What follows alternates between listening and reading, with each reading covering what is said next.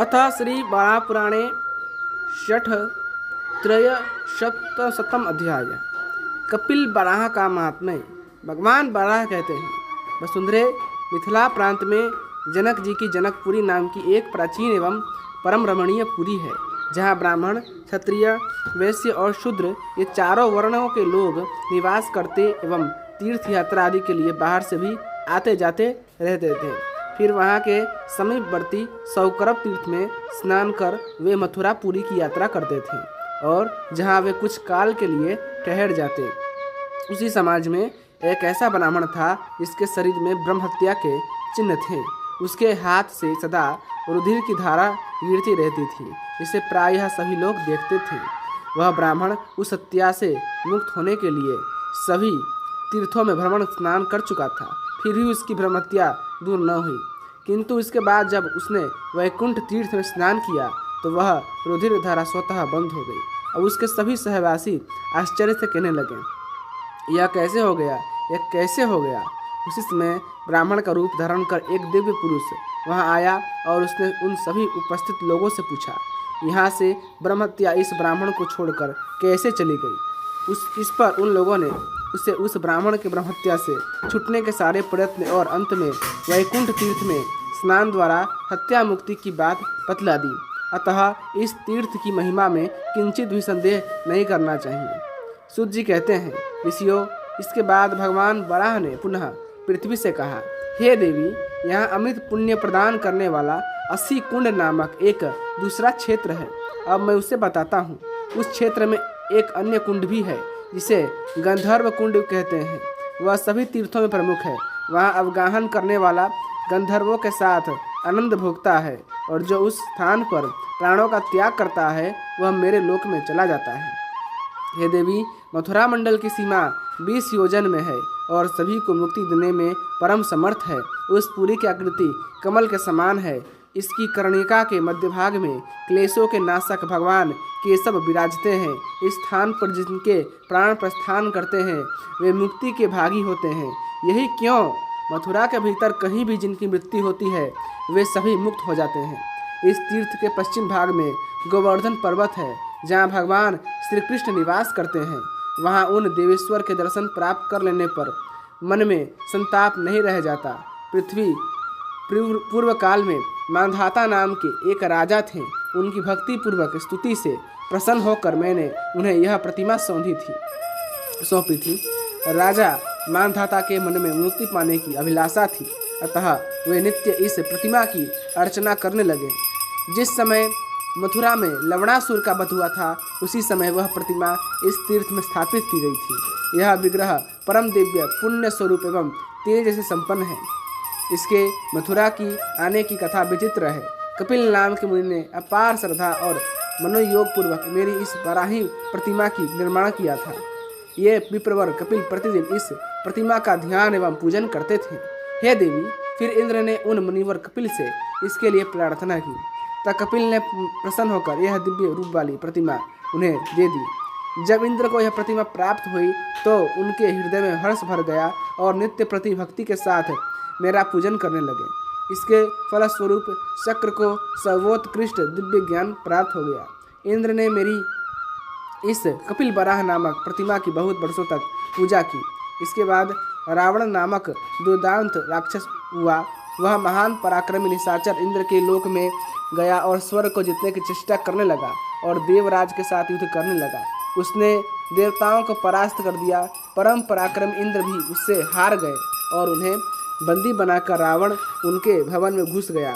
जब वह राक्षस रत्नों से सुशोभित इंद्र भवन में गया तो उसे इन भगवान कपिल बराह के दर्शन हुए। देखते ही उसने अपना मस्तक जमीन पर टेक दिया और दीर्घकाल तक इन श्रीहरि की स्तुति की। इस पर भगवान विष्णु सौम्य रूप धारण कर पुष्पक विमान पर आरूढ़ होकर उस राक्षस के पास आए। साथ ही उस विग्रह में उनका प्रवेश हो गया। रावण ने प्रतिमा उठानी चाहिए किंतु वह उठा न सका। अब उसके आश्चर्य की सीमा न रही।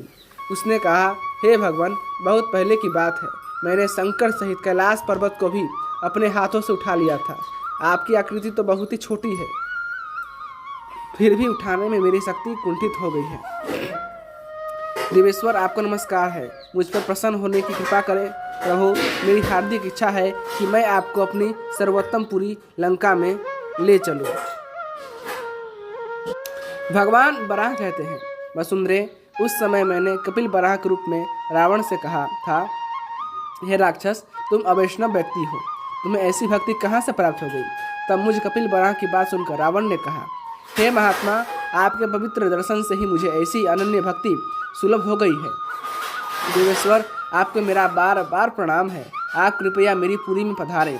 पृथ्वी, तब मेरी यह प्रतिमा हल्की हो गई और रावण तीनों लोकों में विख्यात मेरी उस कपिल बराह की प्रतिमा को पुष्पक विमान पर चढ़ाकर लंका ले आया और वहां उसे प्रतिष्ठित कर दी।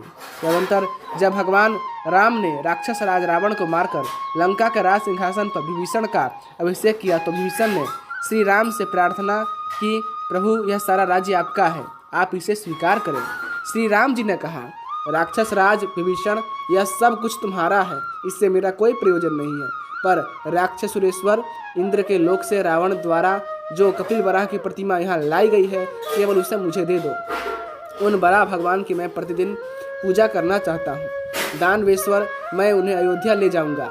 तब विभीषण ने उस दिव्य प्रतिमा को श्री राम को सादर समर्पण कर दिया। श्री राम ने उसे पुष्पक विमान पर रखकर अपनी नगरी अयोध्या के लिए प्रस्थान किया और अयोध्या पहुंचकर उसकी स्थापना की और प्रतिदिन पूजा करने का नियम बना लिया। इस प्रकार 10 वर्ष व्यतीत हो जाने पर श्री राम ने लवणासुर का वध करने के लिए शत्रुघ्न को आज्ञा दी। उस समय वह राक्षस मथुरा में रहता था। शत्रुघ्न ने महात्मा श्री राम को प्रणाम किया और अपनी चतुरंगिणी सेना लेकर मथुरा के लिए चल पड़े। लवणासुर का रूप बड़ा भयंकर था, सभी राक्षस उसे अपना नायक मानते थे, फिर भी शत्रुघ्न ने उसका वध कर डाला।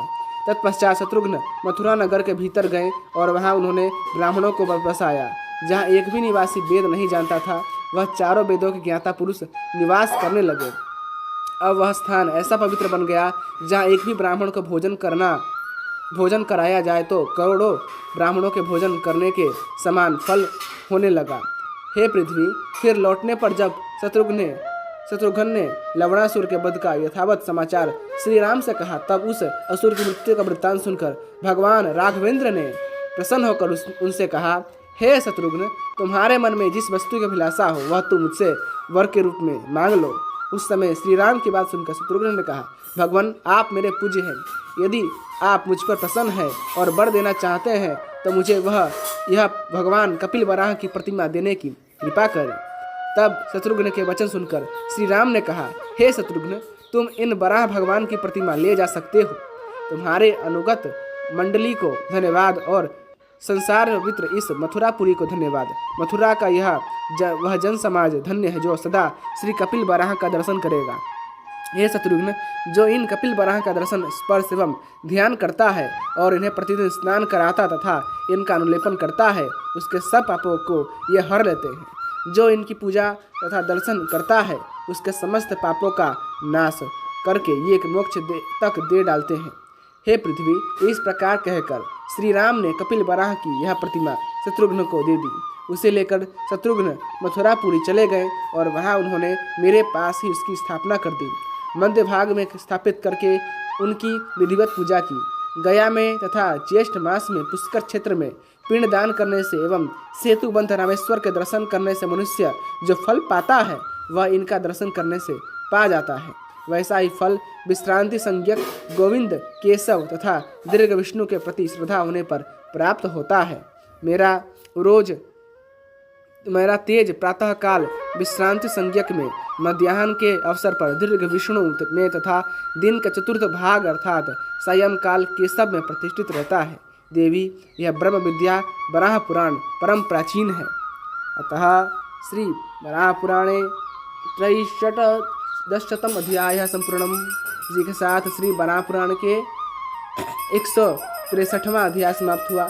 यदि आपको भगवान श्री बराह की कथाएं पसंद आती है तो कृपया कर वीडियो को लाइक करें, चैनल को सब्सक्राइब करें और अपने दोस्तों के साथ अवश्य शेयर कीजिएगा।